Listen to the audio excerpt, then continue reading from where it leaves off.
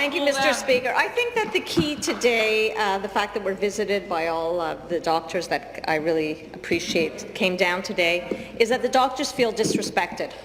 They don't feel valued, and I have to agree with them, Mr. Speaker, because if you go to school for an average of 11 years post-secondary and you have huge debt, and you didn't just go to school, you were working for practically minimum wage, training in hospitals.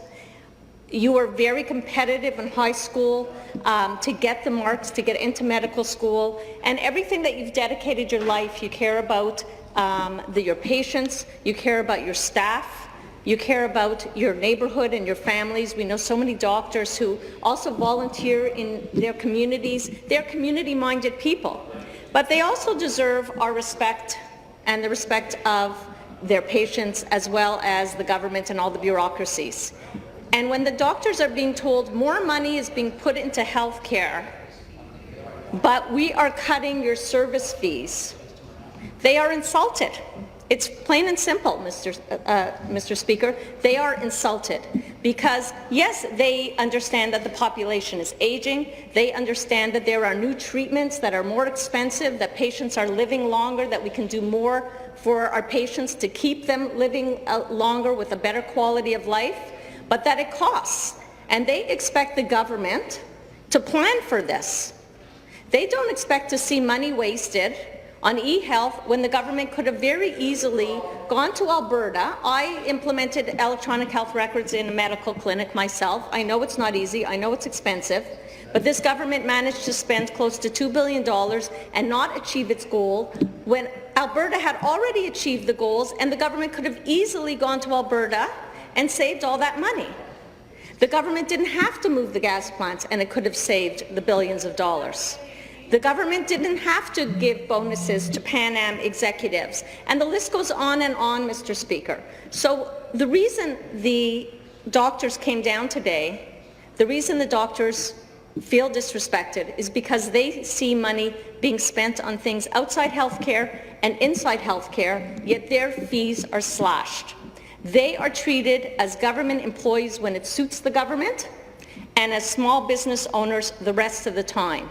And maybe the doctors made a mistake when they went into this model of Medicare, in that they didn't insist on the government paying for their rent and hiring and training their staff. They spend hours every week just doing paperwork, just paying bills, just dealing with landlords, training staff, and then staff come to them, and you know, we've all been through it where staff have health problems, they have family issues, perhaps a staff member is pregnant and it's a technician who has to work a machine. It's not easy to find somebody and to train somebody. Doctors often spend 6 months training a new staff person just to have that staff person say, you know what, this job is too stressful, I'm going to work somewhere else. They had to pay from their OHIP billings, their service fees, to train that staff person. Doctors are told, who are in, say they're in some kind of family health team, if their patients go to see another doctor, their fees are cut. Why doesn't this government consider implementing a system where if you don't go to the doctor that is rostered to be your doctor, that maybe you have to pay out of pocket? Maybe you have to pay for that second opinion. Maybe the government has to fess up to the population and admit it doesn't have the money for first-rate health care in the province of Ontario, and this is the way they've decided to budget, is they've decided to budget that everybody can see just so many doctors per year, or they can only see a specialist once per year, and that patients are going to have to somehow get health insurance or somehow cover it out of their pocket. The government doesn't want to do that, and that's why it's so insulting to hear the Minister of Natural Resources and Forestry speak about that somehow the opposition, motion is playing games and trying to score political points.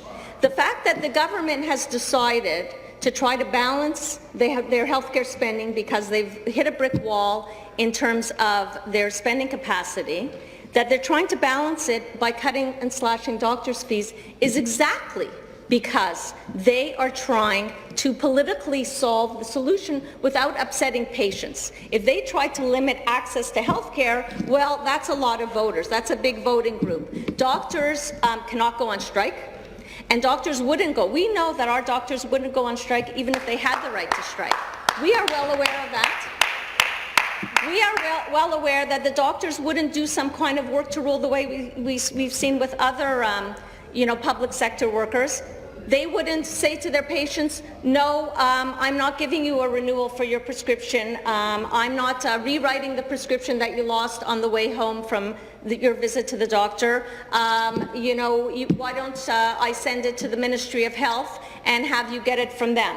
Doctors don't like having to say to patients, that's not covered by OHIP and you're going to have to pay. Many doctors are capable of doing that. They're capable of charging service fees to their patients for things that have already been shown to not be covered by OHIP services.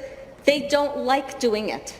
They don't like nickel and diming their patients, but they also want to be fairly compensated for the average of 11 years that they go to post-secondary education, for the years of training, for the nights of call, for the calls that they take that they're not paid for, all the phone calls. Many patients, they have children who don't speak to each other, so you speak to one child and the parent has Alzheimer's and you explain whether they can handle having surgery or not, and then you have to speak to the other child. This is hours and hours every week that our doctors spend on the phone, spend in person, just trying to counsel that they're not compensated for, Mr. Speaker, and they're not asking for more money, but they're also not asking to see their fees slashed. It's not just about the money in terms of the fees. Yes, they do have expenses to pay. It's a kick in the head.